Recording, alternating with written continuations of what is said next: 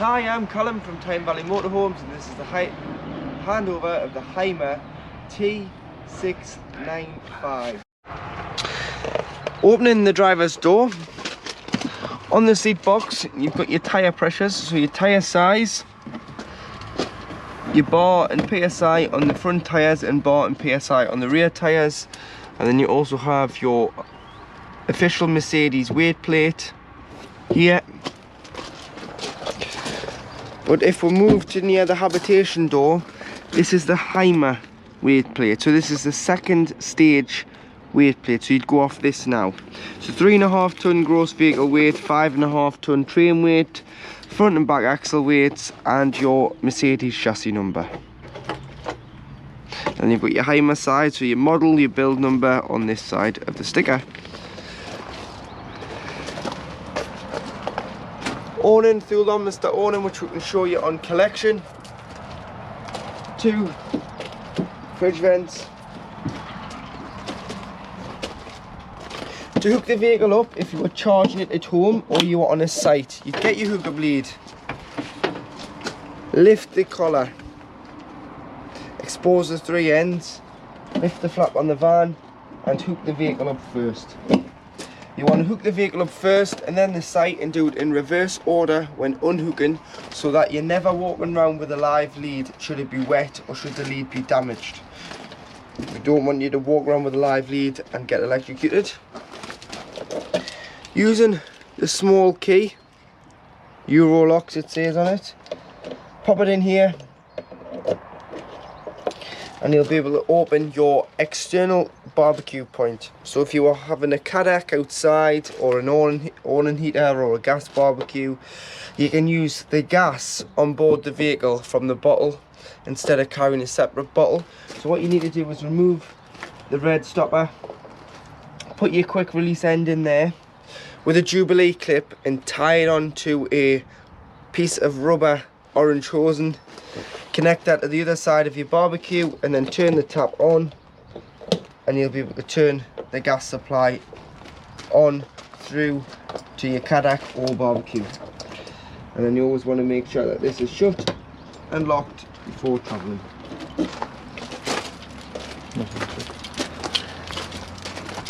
This is your main habitation key, your Hymer key. So with these locks, when they're flush like that, it means they're closed. When they're raised like that, it means you can then do a 360 turn and open the garage door. So key in, turn the lock, open the door. External shower. So if you're hosing off the dogs, yourselves, your shoes, your bikes, as long as you've got the main control panel on, you'll be able to have a pressurized flow of water like so.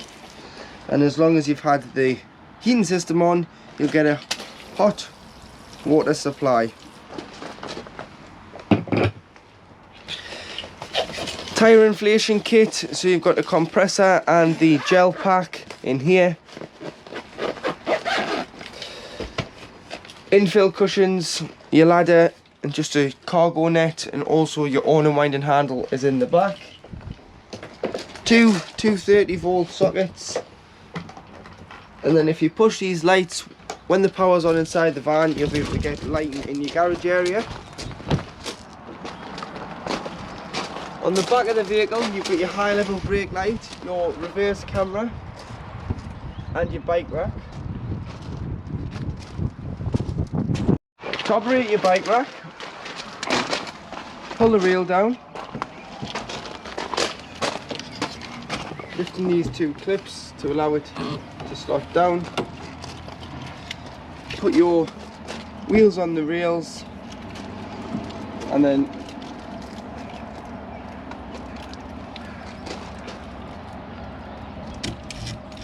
put these through the crossbar. This is the 4th bike, 3rd, 2nd and 1st bike as it gets closer to the back of the motorhome. And then what we do recommend is that you put a strap around the bikes, a bike lock, just to make sure that the bikes are safe and secure when you're not with the vehicle. As we come round to the passenger side, you've got your smaller garage door, but you've also got the location of your boiler. So this cover is normally over there. Pull this cover off. This is your boiler. Does two jobs: heats the vehicle and heats the water. It has a 10-litre water container inside the boiler.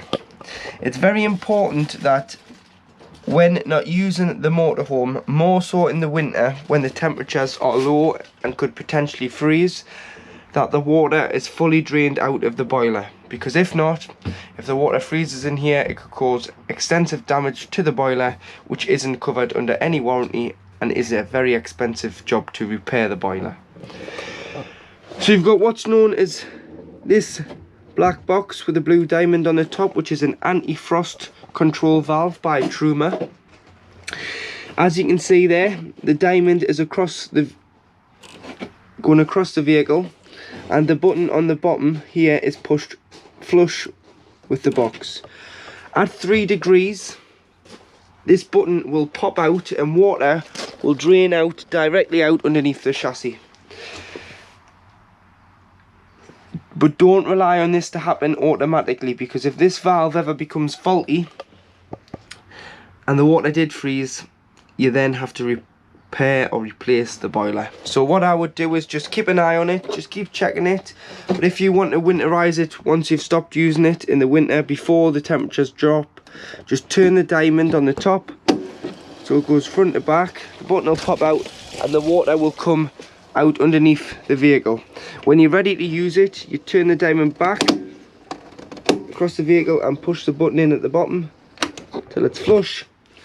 This is the boiler now closed, and then you can start filling the vehicle with water, because you will have drained all the other water sources out. So you will have drained your fresh, your waste, opened all your taps. What you would have done is you would do it in reverse, so you'd shut the boiler first, shut the fresh and the waste, shut the taps, then you would fill the vehicle with water. Go to the cold side of the tap first, you'll get a pressurised flow of water from the cold, go to the hot. You'll get a lot of coughing and spluttering first, because it's transferring the water into the boiler. It's pushing the air out until 10 litres is filled in there, until you get a free flow of water from the hot side. This is when you know that your system is primed. But please drain it down. It tells you here what to do, but you only need to do that in the winter to avoid the water from freezing.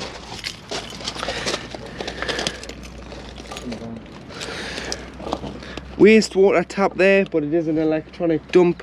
So what you do is, any water that you've put down a plug hole goes into a separate holding tank. Drive over the grid. So it isn't electric, it is just a valve inside the vehicle, but I'll show you once inside. But anything that you've put down goes into a separate holding tank. Drive over the grid on the way out of your site and drain this off, because you wouldn't want this to freeze, and you wouldn't want to carry it around with you, because it's dirty water. You don't need to carry it around with you. It's going to impact your payload, it's going to impact your fuel consumption. So just allow it out on the way out of your site. This is the heater duct flue for your boiler, because it's at the back of the garage.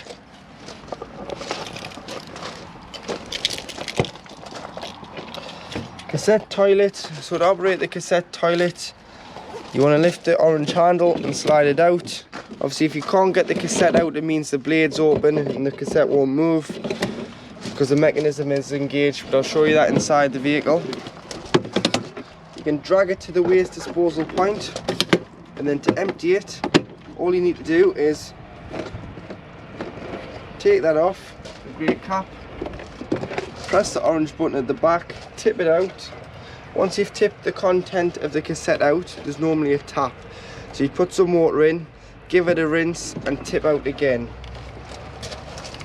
And then you go in with a cap full of either the green or the blue liquid chemical, which is 120 millilitres, into here. Depends what the site wants you to use. A lot now want the green instead of the blue, because it's just easier to dispose of at the site. Pop your chemical in, push the cassette into the vehicle, and then it's ready to use. LPG, liquid petroleum gas, this is your gas locker. So you can fit 2 bottles in here. This is our test bottle, which is a 6 kilogram propane. What you need to do is, once you get the bottle on, if you strap the bottle top and bottom, always make sure it's strapped in so it's secure. And then to connect the pigtail, it's a left hand thread, so left to tighten, right to loosen, turning on and off from the top of the cylinder.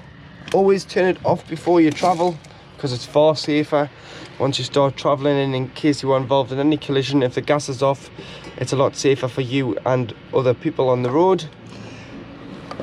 Shown green, which means it's getting gas. Gas has come through. Once that's red, it indicates that the bottle is either turned off or empty. You've got a crash valve here, so if this orange tab pops out, you need to push it back in, hold it for 3 seconds, and it'll allow the gas inside the vehicle. But you do have a dual regulator, so you can put another pigtail this side and put onto a bottle, so that your bottles are both wired up. It's just a case of turning the empty one off and the full one back on. This pipe here goes on the end of your waste pipe, so if you're struggling to get near the point, you've got a bit of an extension pipe there, so you can put it in the gully and drain off the vehicle. To fill with fresh water, this is your freshwater filler. So again, using the habitation key, it's a lockable cap. Pop your hose pipe in there, the flat end of the hose pipe into the vehicle, fill it until it either overflows or until you're happy you've got enough water on board, which you can see on the main control panel. But you'll need to carry a hose pipe with you and some hose pipe connections, as it's mainly just a brass tap on site. Opening the passenger door, you've got your diesel filler for the Mercedes engine. Engine batteries underneath the floor here, so you've got to remove the carb mat and the metal panel on the floor to release the engine battery should you ever need to change it. And your bonnet release is just here, just in the corner there. So if we have a quick look underneath the engine there.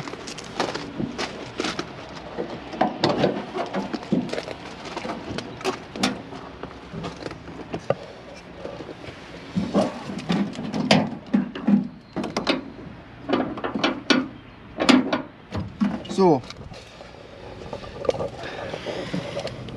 brake fluid, coolant, oil filler,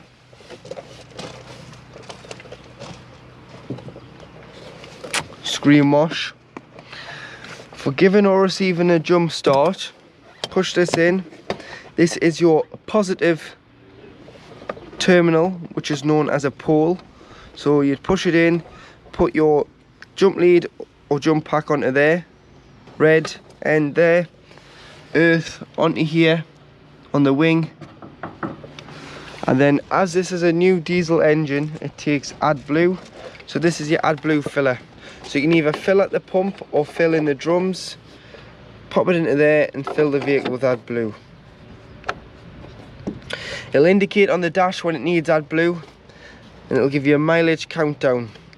Fill it up as soon as possible, otherwise if you do allow the countdown to go too low, it'll put the vehicle into limp mode, or the vehicle could fail to start, just because the AdBlue is needed to clean your catalytic converter out at a certain temperature to bring your emissions down. That's why it's a clean diesel engine now. So do just top that up. Again, you can buy it on the pumps, about 150 on the pumps, or you can buy it in the drums, which I think the drums are about £10 for a 10 litre drum. So it's up to you. You may want to carry one, as this vehicle has a garage. So to operate your main control panel, so first of all, in the top left hand corner, you've got the light which indicates that the vehicle is hooked up and it's receiving 230 mains voltage. So you hooked up, you've got your hookup lead in either at home or on site. You can use any 3-pin plug within the vehicle and main household appliances. At the bottom left, you've got the master switch which turns the vehicle on and off. Whether it's hooked up, that'll be 230 volt. If it's not hooked up, that will just be 12 volt off your leisure battery. Pump here, so you need to turn that on to pressurize the taps, toilet and shower. If you don't have that on, you won't get any water through the pipelines. And then starting off at the right top corner, you've got the battery at the back of the van, which is your leisure battery reading. Take the hookup out to get a true reading of the batteries. So you've got leisure battery, fresh water, wastewater and the engine battery of the vehicle.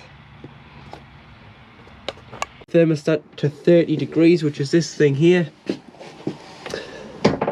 Then you've got your water. So as long as your boiler's closed and you've got water on board, you can have it on 40 or 60 degrees. And then you've got another setting which is boost, which will turn off the heating to prioritize the water. So for this, we'll just say you want 60 degrees of hot water. Which energy source? You've got a picture of a gas bottle and some electricity symbol. This is what source you want. So whether you're using gas, if you were wild camping, because you'd have no other energy source available. Mix 1 is 750 watts of electric and gas. Mix 2 is 1500 watts of electric and gas. You'd use this more so in the winter. If you're in desperate need to heat the vehicle or heat the water, use both sources together, which will drastically reduce the time it takes to heat the water or the vehicle. And then you would turn it off and put it back onto electric. So you've got EL1, 750 watts of electric, and EL2, which is 1500 watts of electric. So normally if you're on a site, you'd use EL2. But if you're abroad on a smaller CL or on an air, you may have to use electric on 1 kilowatt, which is 750 watts. So for this, we'll just say mix 2, because we've got a gas bottle on and we've got electric on, so we may as well use both and drastically take the time it takes to heat the water and the vehicle down to a minimum. Fan, so Eco High is just a 12 volt assisted. In the kitchen area, you do have 3 lit gas rings on your hob, so allow these to cool before you're putting your glass lid down, and it'll tell you each pan size that is recommended for each of the 3 hobs. Pushing the catch in behind the locker, it will open the cabinet where you can store in there.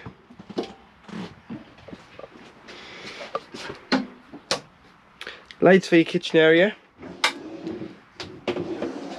You've got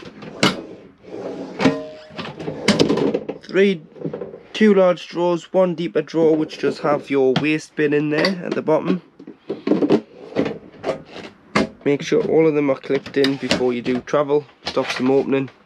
And then in here you do have your large storage for your pots, pans, food in here.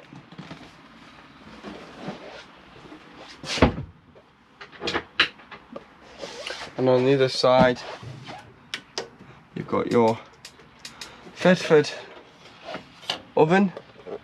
So pushing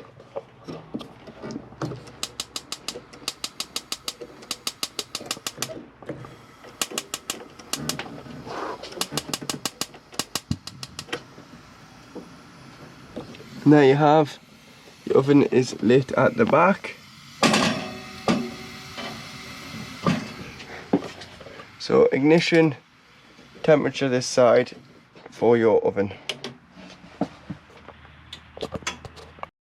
Mobile Wi-Fi, which is fitted to this motorhome, is a Hawaii system. So you've got your passcode and your name of your router on the front. But what you will need to do is pull the router out the dock, put a SIM card in the bottom, which is a data only SIM card which you can get from your phone providers to get Wi-Fi in the vehicle. and there's a mast on the roof which is 10 times the signal you'll get on your phone with the mast on the roof, because in your phone you've only got a small antenna. On the vehicle you've got a much bigger, stronger antenna. To operate your Fedford fridge, so you turn on and off via the left hand button. So press and hold, it'll turn off, press and hold, it'll turn back on. As you can see there, it says A and it's got a picture of a plug. A is automatic energy selection. So the best source that's available, the fridge will use. So if you've got your gas switched on, put you on hookup, it will prioritise hookup first. If you want to take the hookup out, it would switch over to gas and self-ignite. And if you were to start the engine, it would go to the 12 volt setting, which is a feed from the engine alternator. It isn't off the leisure battery, it's only when the engine is running, which is only designed to keep the temperature the same that it was when departing. So if you've been to one site, shopping's nice and cool, and you're ready to travel to your next, on automatic it'll switch over to battery and it will pre-chill the fridge like a cool box, keep it at the same temperature when you're traveling. If you're at home, hook the van up a couple of days beforehand. Not only does it give the chance for the leisure batteries to charge, it also means you can put your fridge on the night before, put your shopping in, allow that to cool, and then when you unhook the vehicle and start the engine, it'll go onto the battery setting, on the automatic setting. Or if you want to manually switch it over, all you need to do is press and hold, then use the arrows. So you've got mains hookup, battery when the engine's running, and gas. Once you're happy with what you need to select, you just press OK. This is your temperature, 5 bars when pre-chilling. Knock it down once you put your shopping in and you can set that away. But just leave it on automatic, which is this one here, and the fridge will do its own thing. But then once you've finished using the fridge, what you need to do is take everything out, give it a clean out with some antibacterial wipes and sprays, and then pull this little blue toggle into the middle, rest the door up against it. As you can see there, the door's loose, it's not secure. That means it allows air in and out the fridge, which will stop mold and bacteria and smells from growing in the fridge and you coming into the van and having a smelly motorhome. Always leave the fridge door open so air can circulate in and out. The fuse spur at the back near your trip switches on the driver's side of the bed is for your aircon, so you need to turn that on, which will send 230 volts to the aircon unit on the roof, which is here, and then you'll be able to use the remote to operate the aircon. So we'll get the remote and we'll show you how the aircon works. So to operate the aircon, using your remote, turn it on. You'll be able to adjust the temperature, the plus and the minus. Mode, you've got various fan speeds, automatic there, so to put the fans to full. Cooling, nighttime mode, which will lower the decibels of the aircon. This is just your fan speed, this one here, so as you can see there, it's lowered it right down to 1, and you've got 3 settings, which is this here. You can set a timer. You can view the internal temperature of the motorhome, so it's saying it's 29 degrees inside the motorhome at the minute. And then you can turn it off by pressing and holding. That's all through the remote, so on and off, temperature up and down, fan speed, mode, which will go through the cooling, automatic setting, interior temperature, nighttime mode, setting the timers, and whether you're changing it from Celsius to Fahrenheit. At the back of the vehicle you've got your raised island bed with storage underneath. So you've got storage cupboard underneath here.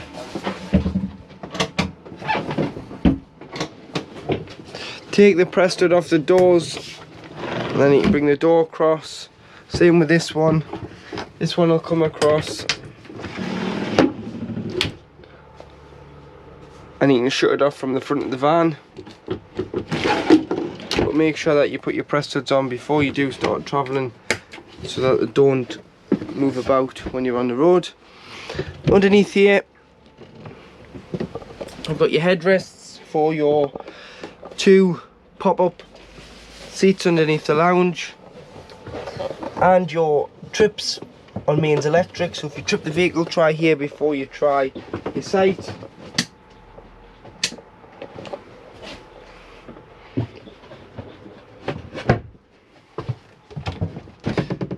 Wardrobe.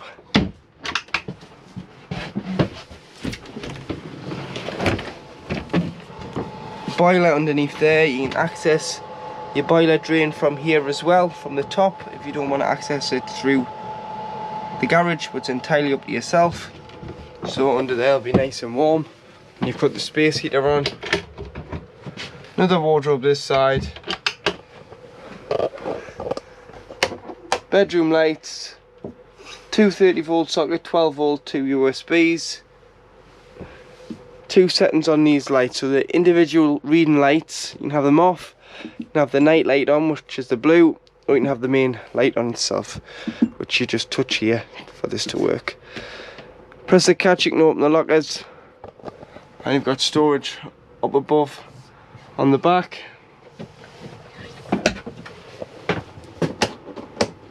And you've got your light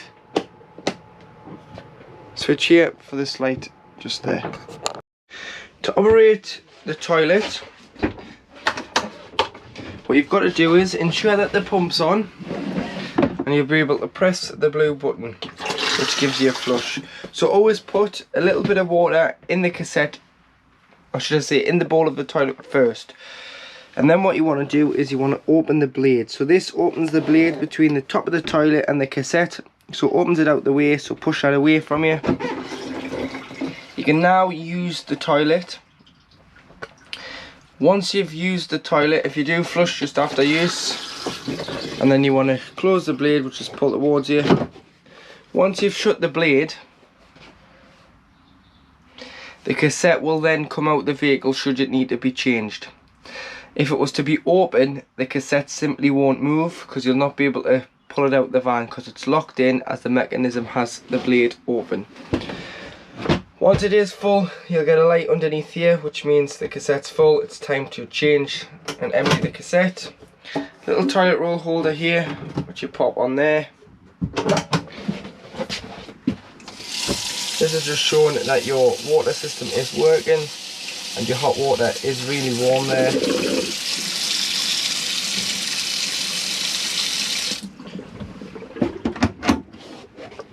Toiletry cabinet with bungees so you can strap things back. 2 coat hangers with towel hangers, 2 there, 2 on the door. Open your skylight should you need to, but make sure that this is fully closed with all the windows before you travel, otherwise you can damage them. Fly screen and a blackout blind for on an evening. You can either have it as the washroom door, bathroom door should I say, or you can have it as a bedroom door, or again you can shut these and just create the washroom door. Shower, we always recommend when winterizing the vehicle, when you've drained it down, so fresh, waste, boiler, all the taps open, you just unscrew this shower head from the hose and lie in the shower tray with the mixer tap open, and you've got the same skylight in there so you can have ventilation. But you will want to tie back your shower screens before you travel. And you've got a duct board on the floor, so it just means bearing weight in the shower tray, it's spread evenly and it's better for storing things on. So if you want to use it when traveling, putting light things in there, you can, because it takes the weight better. 2 lights here, so this one being your shower, this one being your under counter or under mirror even, and that one being your large strip light.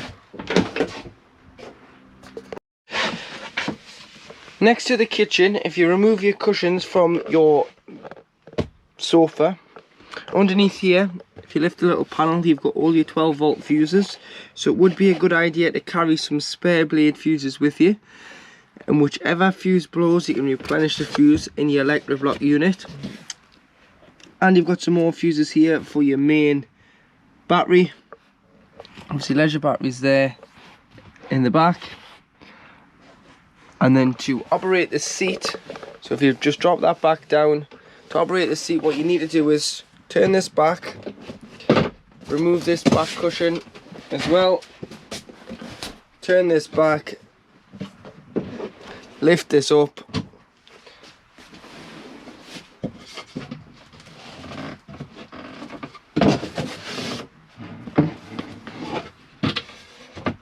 that clips up like so. And what you would do is you'd go back in with your base cushion onto there, your backrest on there, and then you'd use one of the head restraints, which is underneath that compartment in the bedroom, to just clip on the top, and that would form another travelling seat, which is exactly the same on the opposite side of the motorhome. So you've got two rear pop-up travelling seats in the back. So to operate the front drop down bed, you need to turn the key on. So put the key into the on position, and then you can press the button. You need to press and hold, don't click, click, click. Press and hold, otherwise you can sometimes upset and break the motor. So press and hold.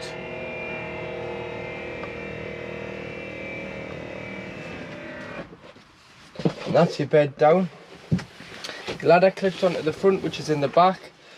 You've got safety nets if you're putting children up there, which clip onto these at the front.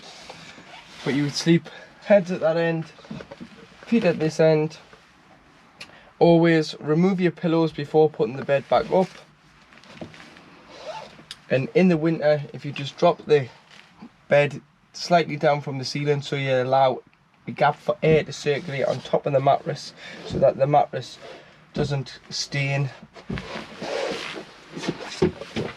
And then you just press and hold and send the bed back up.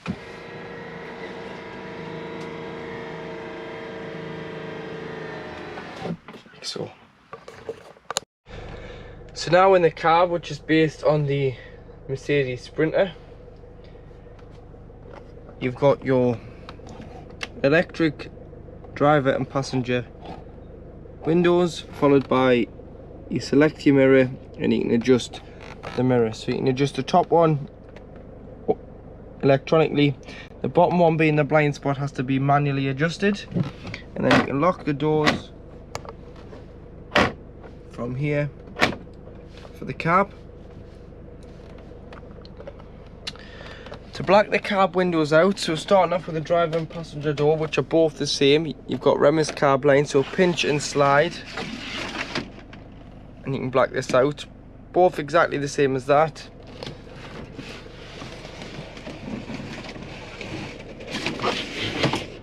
Slide this along on the windscreen, slide the other one along,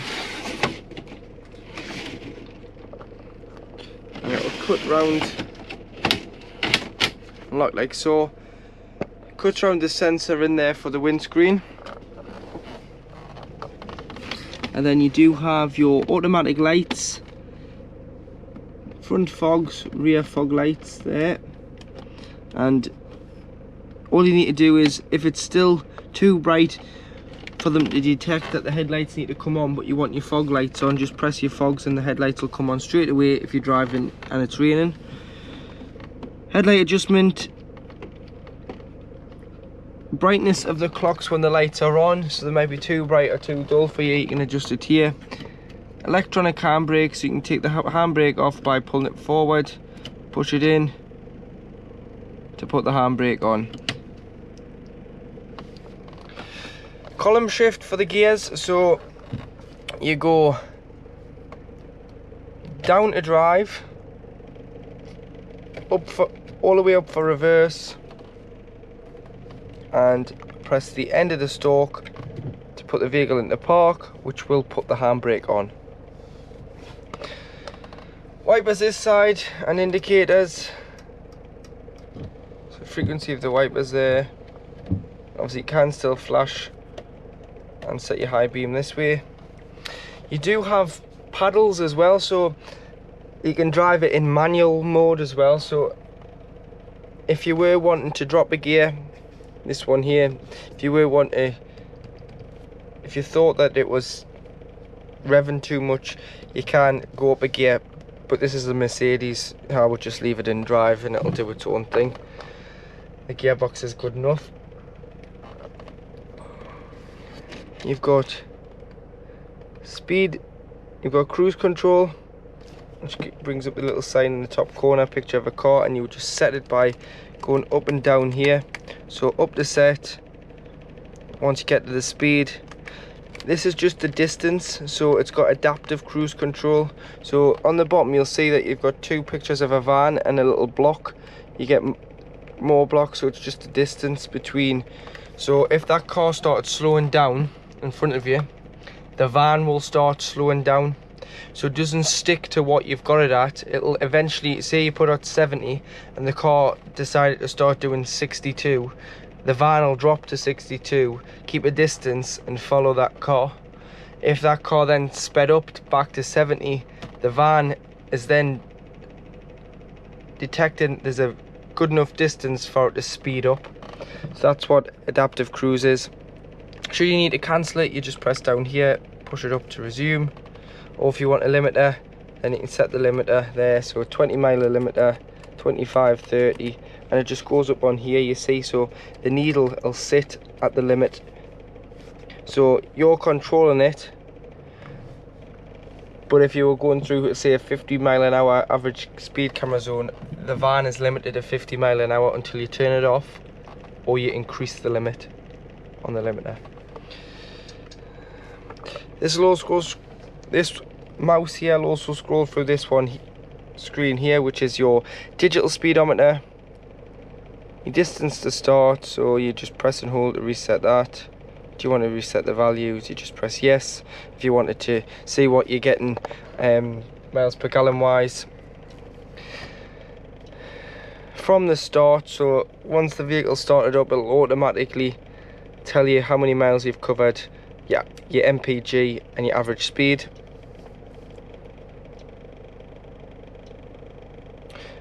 Mileage, you can go back, you can go to service, and you can view. Along the bottom is your AdBlue level. It's not your fuel level, your fuel level's here, so it tells you you've got just over half a tank of AdBlue in the vehicle. You can go to service and you can view your AdBlue level there and the tank. Your service,